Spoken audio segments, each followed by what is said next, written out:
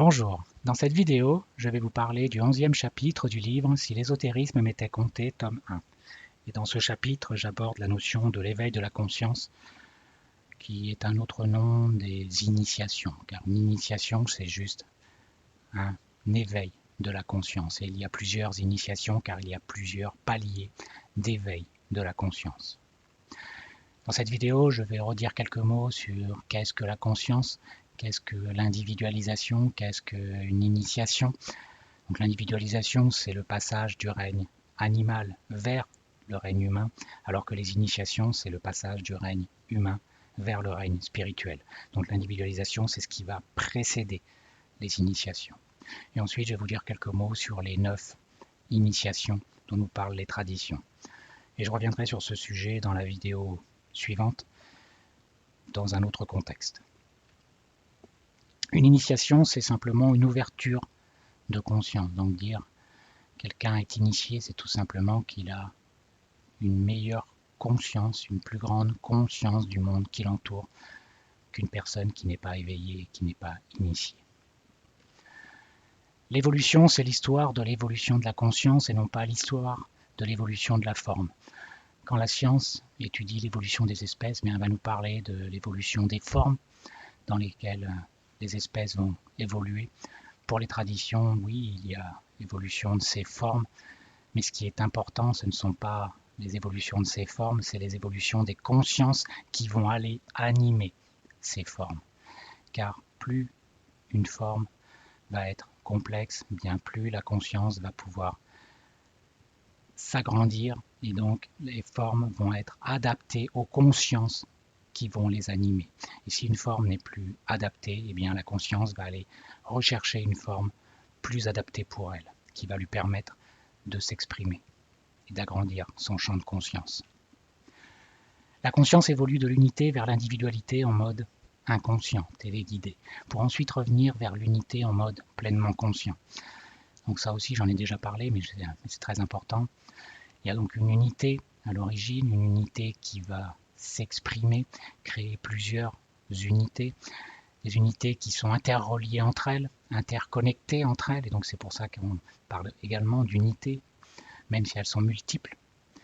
Et puis donc ces unités qui vont s'exprimer, vont descendre dans la matière pour aller s'individualiser dans le règne humain. Et donc, toujours aussi, quand on parle de cycle pour les traditions, toujours 3 étapes de descente, une étape d'équilibre, 3 étapes de remontée. Parmi les 3 étapes de descente, il y a donc descente à travers les règnes minéraux, végétaux, animaux. Le minéral va permettre à l'âme d'acquérir la notion de discrimination, car il va y avoir, les minéraux ont différentes formes, et donc ça permet l'appréhension, la compréhension de ces différentes formes. Après, une fois que ça va être compris par l'âme, par la conscience, mais la conscience va aller se projeter dans des végétaux pour acquérir un début de la sensation. Puis ensuite, une fois qu'elle aura fait tout le cheminement possible, tout ce qu'elle aura compris, tout ce qu'elle peut avoir à apprendre du monde végétal, elle ira s'incarner dans un animal pour avoir la conscience de masse, ce qu'on appelle aussi instinct. Et tout ça, ça va se faire en mode inconscient, en mode téléguidé. En mode téléguidé, pourquoi? Parce que l'être humain, justement, ne commence à acquérir la soi-conscience que dans le bas de ce cycle. Donc là, par contre, à partir du moment où un être humain est une individualité, donc c'est une unité qui va être à l'image de l'unité originelle, et bien là, l'être humain va avoir les capacités de se débrouiller tout seul. Mais avant, il ne le peut pas car il est en quelque sorte en formation. C'est un peu, tous les cycles précédents, c'est un peu l'enfance de l'être humain, la préparation de ce que va devenir un être humain. Donc toute la descente se fait en mode inconscient. Et par contre, à partir du moment où il va y avoir passage du règne humain au règne spirituel, là, ça va devoir se faire en mode pleinement conscient. Car c'est l'être humain lui-même qui va devoir choisir de remonter consciemment vers ce règne spirituel. C'est un choix qu'il va devoir faire en pleine conscience et que personne ne pourra faire à sa place. La conscience attire à soi une forme qui lui permet de s'exprimer. Quand la forme ne peut plus extrapoler un potentiel physique plus grand, la conscience se retire.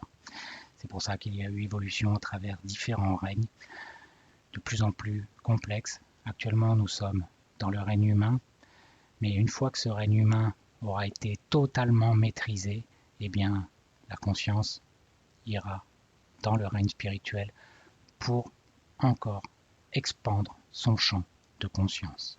Car une fois qu'elle aura terminé de faire tout ce qu'elle peut faire dans le règne humain, lorsqu'elle aura tout maîtrisé, ce règne humain aura terminé son rôle, ne sera plus nécessaire et donc elle ira trouver d'autres formes pour s'exprimer encore dans un champ de conscience encore plus grand.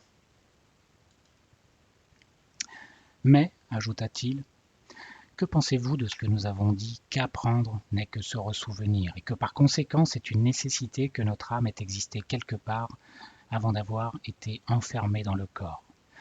Donc on voit que Platon, dans ses textes, nous dit que les âmes ont déjà vécu auparavant, elles ont déjà fait un cheminement. Et donc quand on apprend quelque chose, quand on découvre quelque chose, c'est qu'on ne fait que se ressouvenir de la descente que nous avons déjà fait dans le passé. Et donc la remontée en pleine conscience, c'est tout simplement mettre de la conscience dans ce que nous avons fait en mode inconscient pendant que nous descendions. Pythagore passait ainsi de la cosmogonie physique à la cosmogonie spirituelle. Alors Pythagore était également un très grand mathématicien, donc scientifique, mais à l'époque, ce scientifique était également un très grand ésotérique. Il était ce qu'on appelle un initié. Il connaissait parfaitement la doctrine ésotérique. Après l'évolution de la Terre, il racontait l'évolution de l'âme à travers les mondes. En dehors de l'initiation, cette doctrine est connue sous le nom de transmigration des âmes. Donc transmigration des âmes, c'est le fait que, on va passer par différents règnes, minéral, végétal, animal, humain, pour ensuite remonter dans un règne spirituel. Donc l'âme va passer de règne en règne pour à chaque fois faire évoluer sa conscience. Et par contre, là, pourquoi j'ai mis cette phrase, parce que je suis totalement d'accord avec l'auteur, sur aucune partie de la doctrine occulte, on n'a plus déraisonné que sur celle-là, si bien que la littérature antique et moderne ne la connaît que par des travestissements puérils. Platon lui-même, celui de tous les philosophes qui a le plus contribué à la populariser, n'en a donné que des aperçus fantaisistes et parfois extravagants, soit que sa prudence, soit que ses serments l'aient empêché de dire tout ce qu'il savait. Platon était également un initié, donc il connaissait parfaitement la doctrine ésotérique. Et j'avoue que je suis également surpris, tout comme l'auteur de ce livre-là l'est, parce que je suis en train de préparer une vidéo qui parlera que de Platon, quelle est sa compréhension de la doctrine ésotérique vue par Platon, en quelque sorte, car dans ses textes, vous avez tout, sauf que sur ce sujet de la transmigration des âmes, il y a un problème.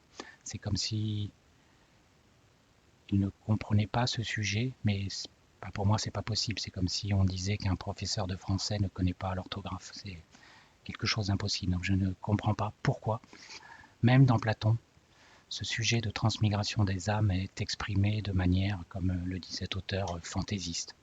C'est-à-dire Platon, dans un de ses textes, va nous dire que une âme humaine va pouvoir aller revenir dans un animal s'il est méchant, et puis après, plus tard, revenir humain. Alors que la transmigration des âmes, ça n'a jamais été ça, et ni Pythagore, et je vois pas pourquoi Platon aurait pu enseigner ça, parce que c'est totalement contraire à la doctrine ésotérique. La doctrine ésotérique nous montre qu'il y a un sens dans l'évolution, c'est-à-dire qu'on va passer du règne minéral au règne végétal, au règne animal, au règne humain, mais on ne va pas revenir en arrière, sauf exception. Comme je l'ai montré lorsque j'ai fait la vidéo sur l'histoire de l'humanité, où tout au début du règne humain, certains humains ont fait des choses contre nature et donc sont redevenus dans le règne animal sous forme de singes. Mais là, c'est vraiment une exception, c'est pas la règle. Donc la transmigration des âmes, normalement, ça suit une logique pour faire agrandir la conscience. Donc c'est pas, surtout pas, on va pas revenir en arrière sauf exception. Alors qu'est-ce que la conscience? La philosophie enseigne que tout vie est conscient, mais non que toute vie et toute conscience soient semblables à celle des êtres humains, ou même des animaux. Les êtres humains ont la soi-conscience. Par contre, les animaux n'ont pas cette soi-conscience. Ils vont avoir plutôt une conscience, comme on l'a vu précédemment, instinctive. Chaque règne, chaque forme va avoir une conscience adaptée à son règne. Alors qu'est-ce que l'individualisation? C'est une porte qui permet le lien du règne animal vers le règne humain. Donc, pour les animaux, eh bien, à partir du moment où ils vont développer ce qu'on appelle leur corps causal, c'est-à-dire qu'il va être une unité, parce qu'auparavant, un animal, c'est une conscience de groupe, donc ça n'a pas de corps causal, ou ça l'a, mais sous forme latente, pas activé. Donc, pour pouvoir activer ce corps causal qui va être unique, et qui donc devenir une individualité, c'est pour ça qu'on parle d'individualisation. Individualisation, c'est pour transformer de la multiplicité en un individu. Et donc chaque individu va avoir son propre corps causal, et non pas ce qui est le cas pour des animaux, il va y avoir une âme groupe qui va regrouper plusieurs entités de ce règne animal. Et donc ce passage de l'individualisation eh bien, se fait à partir du moment où la conscience a pu maîtriser totalement le règne animal. D'après les traditions, il y a eu plusieurs périodes où il y a eu des individualisations. Alors, ça n'est pas tout le temps, pour éviter qu'il y ait à n'importe quel moment trop de formes qui arrivent et puis qu'il y ait un trop grand écart entre les formes nouvelles et les formes qui sont déjà là depuis trop longtemps. Donc il y a un moment des événements, d'après ce que nous disent les traditions, des moments spécifiques où il va pouvoir y avoir un passage du monde animal vers le monde humain. Et donc on nous parle de 3 individualisations. La dernière, c'est celle qui a eu lieu dans ce qu'on appelle la 3e race, la 3e civilisation, au temps de la Lémurie, il y a 18 millions d'années. Donc ça, c'est presque la seule année dont les traditions nous donnent une date exacte. Les autres, c'est plus ou moins des dates très complexes à déterminer. Donc il y a 18 millions d'années, il y a eu une individualisation qui a permis à des âmes qui étaient auparavant dans le règne animal eh bien, de s'incarner dans le règne humain et donc d'activer leur corps causal pour devenir un être humain. Et il y en a eu également dans la chaîne précédente, donc ça c'est quand on parle des chaînes planétaires. Dans la chaîne de la Lune, c'est la chaîne planétaire qui précède notre chaîne, donc je referai, pareil, ce sujet c'est assez complexe, donc je pense que je referai une vidéo spécifique rien que pour parler des chaînes planétaires, parce que j'en ai pas parlé beaucoup jusqu'à présent, mais bon, on sait qu'il y a 7 chaînes planétaires, on sait qu'il y a 7 globes dans chaque chaîne, mais il y a aussi cette notion de ronde qui parfois perturbe. Donc je vais essayer de parler de tous ces sujets, mais dans une vidéo spécifique parce que c'est assez complexe. Là, ce qu'il faut juste comprendre, c'est qu'il y a des moments où cette individualisation est possible et donc il y a un passage d'âmes qui allaient auparavant animer des animaux, et bien vont animer des êtres humains parce qu'elles ont acquis la possibilité, elles ont maîtrisé tout ce qu'elles pouvaient faire dans le monde animal et donc elles sont capables maintenant d'aller animer une forme dans le monde humain. Alors qui suis-je? Je ne suis pas mon corps de matière, je suis l'énergie qui émane de mon corps. Donc là, ça veut dire qu'on ne se prend plus pour notre corps physique, mais pour le corps éthérique. Ainsi, nous nous focalisons sur le plan éthérique. Je ne suis plus mon corps énergétique, je suis les émotions que je ressens. Ainsi, nous nous focalisons sur le plan astral. Je ne suis pas mon corps astral, je suis l'intellect qui me permet de réfléchir. Ainsi, nous nous focalisons sur le plan mental inférieur. Je ne suis pas mon intellect, je suis l'intelligence connectée à l'intuition. Ainsi, nous nous focalisons sur le plan du mental supérieur, c'est-à-dire le plan causal. Je ne suis pas mon intelligence, je suis l'âme qui s'exprime à travers mes personnalités. Ainsi, nous nous focalisons sur le plan bouddhique, celui où se localise notre âme spirituelle. Car notre âme humaine, elle, est dans ce plan causal, mais notre âme humaine n'est qu'une émanation de notre âme spirituelle, n'est que le véhicule de notre âme spirituelle. Et donc à chaque fois, ce qui est important, c'est quand on se dit « qui suis-je ?» Eh bien, c'est d'essayer de remonter, non pas dans le champ de l'expérience, car c'est 4 sous-plans en bas, physique, éthérique, astral, mental, c'est les plans de ce qu'on appelle les champs d'expérience, alors que les plans au-dessus, ça va être les plans de l'âme. Donc plus nous allons nous considérer comme étant dans ces plans, et plus nous agirons en résonance avec ces plans, et donc plus nous réussirons à atteindre ces plans et à maîtriser tous les plans qui sont en dessous. Parce que tant qu'on reste focalisé sur les plans en dessous, eh bien on est comme enfermé dans une matrice, comme enfermé dans une boîte. Et donc nous devons faire évoluer notre champ de conscience en essayant de nous élever le plus possible, le plus haut possible à l'intérieur de nous-mêmes. Pour les traditions hindoues, on nous parle de 3 qualités. Guna. Sattva, c'est la guna qui illumine, la clarté, l'intelligence. C'est un état obtenu lorsqu'il y a contact avec l'âme et que c'est elle qui indique la direction à suivre. La qualité, le guna raja, c'est la guna qui pousse à l'action, un état obtenu lorsque c'est l'ego qui agit pour accomplir un désir ou souhait. Et la qualité tamas, c'est la guna qui voit l'obscurci, c'est l'inertie, la non-intelligence, état obtenu lorsqu'il y a réaction purement instinctive et non intelligence. Donc c'est 3 évolutions, 3 champs de conscience différents. L'homme terrestre est triple, comme la divinité qui le reflète.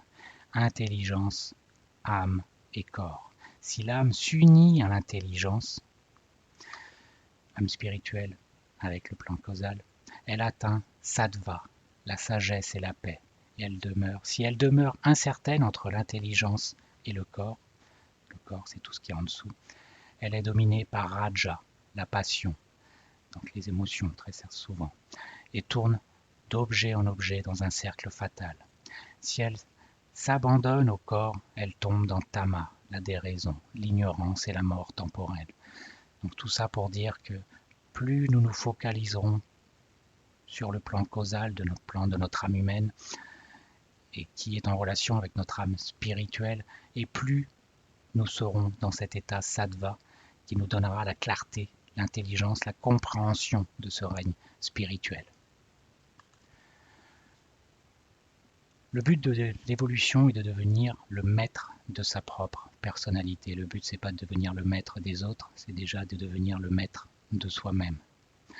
Le mot initiation vient de 2 mots latins, in, dans, et it, aller, d'où son sens de commençant ou d'entrer dans quelque chose. Il indique dans son sens le plus large, comme dans le cas que nous étudions, une entrée dans la vie spirituelle. Donc initiation, c'est le passage de l'individualité du règne humain vers le règne spirituel. Mais ce règne spirituel ne pourra avoir lieu, ne pourra être accédé que si l'âme maîtrise totalement la personnalité. Car si c'est la personnalité qui dirige, eh bien, il ne pourra pas y avoir accès à ce monde spirituel. Donc cette entrée dans la vie spirituelle, va nécessiter une maîtrise de la personnalité ou dans une nouvelle étape de cette vie.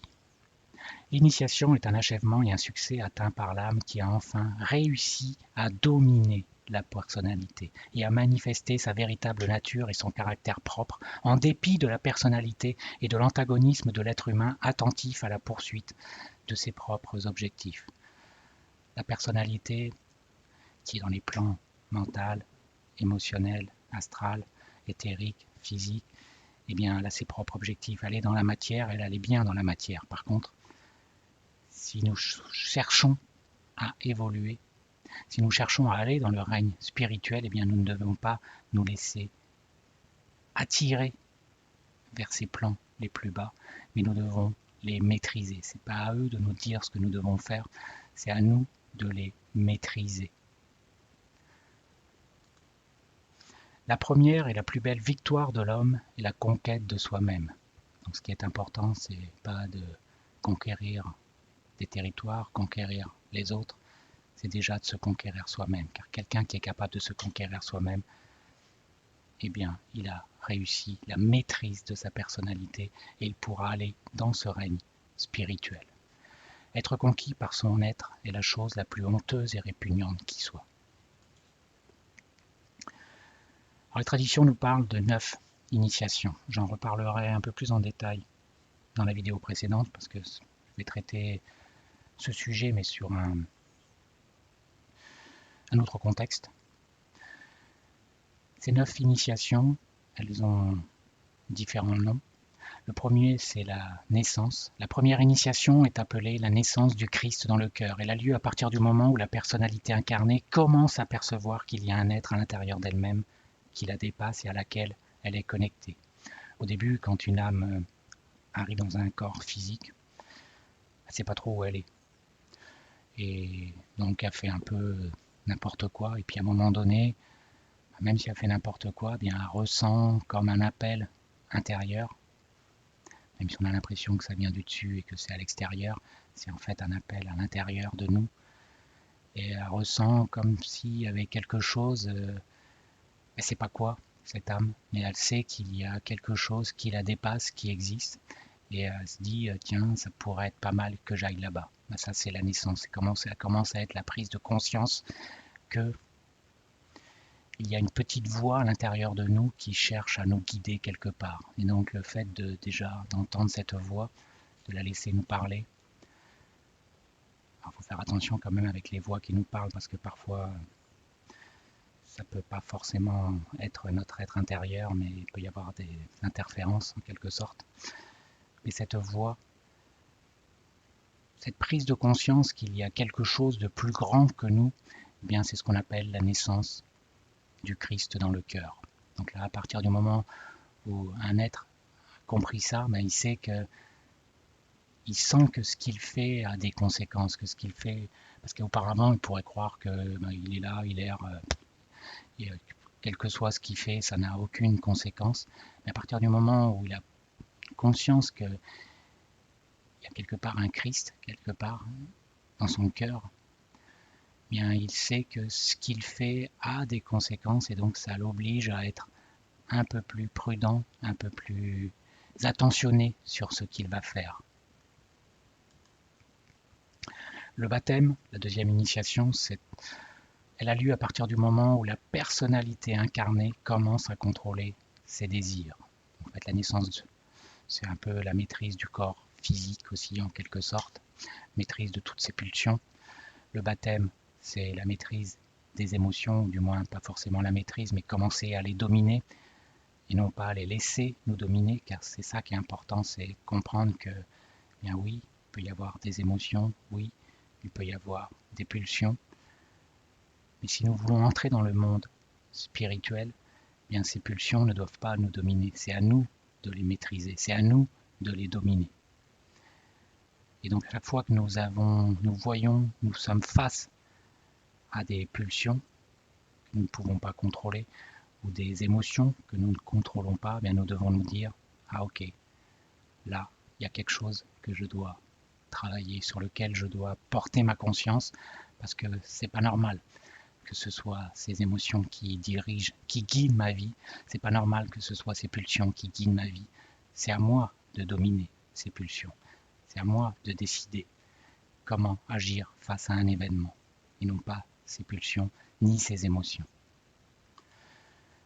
La troisième initiation est appelée la transfiguration. Elle a lieu à partir du moment où la personnalité incarnée commence à contrôler sa personnalité entière, donc les 4 plans, que ce soit physique, éthérique, astral, mental. La quatrième initiation est appelée la crucifixion ou la renonciation, car elle consiste à renoncer à la vie dans les plans matériels afin que la personnalité unifiée puisse fonctionner directement sous l'inspiration de la triade spirituelle, triade bouddhique atmique, avec le corps causal. Une fois que tu auras aperçu l'être parfait qui est au-dessus du monde et en toi-même, voilà, on parle au-dessus du monde car c'est dans des plans de plus en plus haut, mais en fait c'est de plus en plus à l'intérieur de nous-mêmes. C'est pour ça qu'on va dire en toi-même, détermine-toi à abandonner l'ennemi qui prend la forme du désir, car tout le monde de l'expérience, les plans, que ce soit physique, éthérique, astral, mental, ce sont des plans du désir, vont créer du désir, soit pulsionnel, sous forme physique, soit émotionnel. Et donc, pour pouvoir aller au-delà, eh bien, détermine-toi à abandonner l'ennemi qui prend la forme du désir. Domptez vos passions. Les jouissances que procurent les sens sont comme les matrices des peines à venir. Ne faites pas seulement le bien, mais soyez bon. Que le motif soit dans l'acte et non dans ses fruits. Renoncez aux fruits de vos œuvres, mais que chacune de vos actions soit comme une offrande à l'être suprême. L'homme qui fait le sacrifice de ses désirs et de ses œuvres, à l'être d'où procèdent les principes de toute chose, et par qui l'univers a été formé, obtient par ce sacrifice la perfection. Car à partir du moment où tous ces plans-là, tous les désirs qui viennent des plans inférieurs, sont laissés, ça permet de se libérer du fardeau et de pouvoir aller vers le règne spirituel. Il faut se souvenir qu'un maître n'a pas de personnalité. Tout ce qu'il possède est sa nature divine, c'est-à-dire dans les plans bouddhiques, atmiques. Tout ce qu'il possède est sa nature divine. La forme par l'intermédiaire de laquelle il travaille, s'il travaille et vit dans un corps physique, est une image créée, le résultat d'une volonté focalisée de l'imagination créatrice. Ce n'est pas le résultat du désir, comme dans le cas d'un être humain. C'est une importante distinction qui mérite que l'on y pense sérieusement. Les vies mineures gouvernées par la Lune, on parle de gouverner par la Lune car c'est la chaîne planétaire juste avant la nôtre, ont été dispersés. Et donc dans cette chaîne planétaire, justement, nos corps ont été formés par les êtres de cette chaîne planétaire. Et donc les vies mineures qui forment les plans, le corps dans lequel notre âme va aller habiter, viennent de ces vies mineures qui ont été créées dans une chaîne planétaire précédente. Donc les vies mineures gouvernées par la Lune ont été dispersées. Elles ne répondent plus à l'appel ancien de l'âme qui se réincarne, qui bien des fois a rassemblé autour d'elle les vies dans le passé, touchées et colorées par sa qualité particulière. L'âme et le corps causal n'existent plus au moment de la 4e initiation. Ce qui reste, c'est la monade et le fil, l'antakarana qu'elle a tissé au cours des âges à partir de sa propre vie. Antakarana, c'est le passage justement entre les plans causals et les plans de l'âme spirituelle. Et qu'elle peut focaliser à volonté sur le plan physique, où elle peut créer un corps de substance pure et de lumière radieuse, répondant à tout ce qui peut être nécessaire au maître. Ce sera un corps parfait, totalement adapté aux besoins, aux plans et aux desseins du maître. Nulle vie mineure, au sens où nous comprenons ce terme, n'y participe, car elles ne peuvent être rappelées que par le désir. Chez le maître, il ne reste aucun désir, et ceci est la pensée proposée aux disciples lorsqu'ils commencent à saisir le fond de la signification de la 4e règle. L'initiation antique reposait sur une conception de l'homme à la fois plus saine et plus élevée que la nôtre. Nous avons dissocié l'éducation du corps, de l'âme et de l'esprit. L'Antiquité n'admettait pas que l'on puisse séparer ces choses. Dans tous les domaines, elle tenait compte de la triple nature de l'homme. L'initiation était un entraînement graduel de tout l'être humain vers les sommets vertigineux de l'esprit, d'où l'on peut dominer la vie. Pour atteindre à la maîtrise, disaient les sages d'alors, l'homme a besoin d'une refonte totale de tout son être, physique, moral et intellectuel. Or, cette refonte n'est possible que par l'exercice simultané de la volonté, de l'intuition et du raisonnement. Par leur complète concordance, l'homme peut développer ses facultés jusqu'à des limites incalculables. L'âme a des sens endormis. L'initiation les réveille. Donc, chaque éveil de conscience permet de développer de nouveaux sens. Par une étude approfondie, une application constante, l'homme peut se mettre en rapport conscient avec des forces occultes de l'univers. Par un effort prodigieux, il peut atteindre à la perfection spirituelle directe, s'ouvrir les routes de l'au-delà et se rendre capable de se diriger. Alors seulement il peut dire qu'il a vaincu le destin et conquis dès ici-bas sa liberté divine. Alors seulement l'initié peut devenir initiateur, prophète et théurge. c'est-à-dire voyant et créateur d'âme, car celui-là seul qui commande à lui-même peut commander aux autres, celui-là seul qui est libre peut affranchir. Ainsi pensaient les initiés antiques. La cinquième initiation est appelée résurrection. Alors résurrection, cela ne doit pas être compris dans le sens de revenir dans un corps matériel ou fait de chair. Le processus de résurrection, c'est l'accomplissement de l'initiation précédente qui consiste à se débarrasser de ce corps de chair. Lorsque cette résurrection a lieu, seuls les corps spirituels, situés au-dessus du corps causal, sont actifs. Donc la résurrection, cette cinquième initiation, c'est justement que l'être humain n'a plus besoin, a totalement maîtrisé ses corps, ses plans de la personnalité, donc il n'a plus besoin de ces plans pour s'exprimer. Et donc la conscience va aller ailleurs, trouver d'autres formes plus élevées pour justement pouvoir continuer son évolution de conscience. La sixième initiation, c'est un choix entre 7 sentiers qui permettent d'ascensionner. C'est la raison pour laquelle cette initiation est aussi appelée la décision. L'âme qui est arrivée à la totale maîtrise de ses corps devra choisir entre 7 possibilités. J'en reparlerai plus tard. Parmi ces possibilités, il y a justement la possibilité pour les êtres qui ont terminé leur évolution de revenir aider l'humanité actuelle. C'est-à-dire qu'à partir du moment où elles ont terminé leur évolution, elles pourraient aller ailleurs. J'en parlerai dans la vidéo suivante. Mais beaucoup font le choix de revenir, de reprendre des corps pour pouvoir aller se matérialiser dans le monde humain, pour aller aider les humains qui n'ont pas encore terminé leur évolution. Donc cette fois-ci, la septième initiation on parle de résurrection dans le sens de revenir interagir avec les mondes matériels. Car sans ces corps qui servent de véhicule, aucune interaction n'est possible. À part, comme on l'a vu tout à l'heure, où certains individus peuvent se recréer temporairement des corps. Mais ce n'est pas quelque chose, s'ils veulent vraiment agir, dans beaucoup de cas, ils vont préférer avoir un corps définitif en quelque sorte, et non pas avoir à se le recréer à chaque fois. La transition, il s'agit d'une transition vers la hiérarchie qui sont des êtres aidants à l'évolution de l'humanité. La hiérarchie ne peut pas aller contre le libre arbitre de l'humanité. Elle ne peut donc pas forcer l'évolution. Par contre, elle peut architecturer et diriger l'évolution pour faire en sorte qu'elle se passe le mieux possible. Donc là, en fait, on voit que l'être humain va reprendre un corps bouddhique. Là, il va reprendre un corps causal. Le corps causal qui va être nécessaire pour aller se réincarner. Avoir un corps bouddhique, ça peut être suffisant, mais dans ce cas-là, il faudra aller se réincarner soit en se créant son propre corps, soit en empruntant le corps d'une autre entité qui sera capable d'accepter une telle âme, une telle conscience. Il existe aussi une 9e initiation qui a lieu si les 7 choix de sentiers d'évolution sont refusés par l'avatar. Car ce qu'on appelle un avatar, c'est justement le sujet de la vidéo suivante. C'est un être qui a terminé son évolution.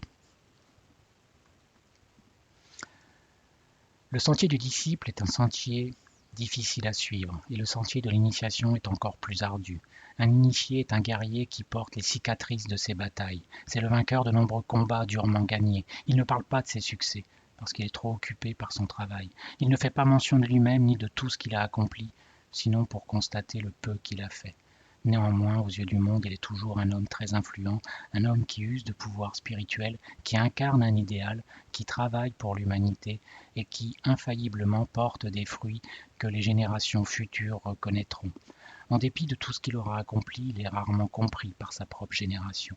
Il est fréquemment en butte à la médisance des hommes et tout ce qu'il fait est souvent mal interprété. Il offre tout ce qu'il a, temps, argent, influence, réputation et tout ce à quoi le monde attache de la valeur sur l'autel du sacrifice altruiste. Souvent, il offre sa vie comme don suprême. Tout cela pour découvrir que ceux qu'il a servis rejettent son don, méprisent son renoncement et le désignent par des termes injurieux. Merci de votre attention.